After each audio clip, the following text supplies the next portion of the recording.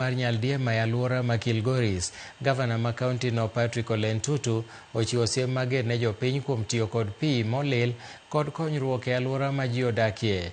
Jakom mar chenro matayo weche mag ngima makare kod puonjruok e riwruok mochung' ne weche thieth Amref olero dwaro ne sikunde mar neno ni jopuonjre orito alwora makare kendo chamo chiemo maler seche duto.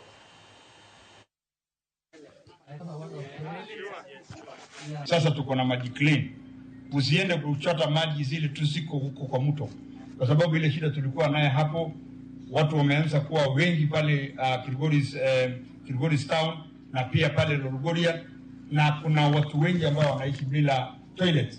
Iposa bado tunauliza tu, kila familia lazima uwe na toilet. Huwezi kwenda tu kwa msituni. Hiyo wakati iliendanga tulimalizanga hiyo maneno.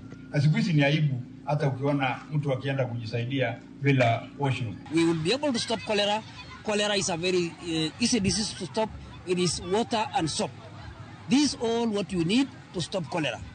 And we urge all our school children, now that they are going to exams, to ensure that we observe hygiene. Let us use our toilets properly. Let us wash our hands regularly. Let us also ensure that the food that we eat is clean.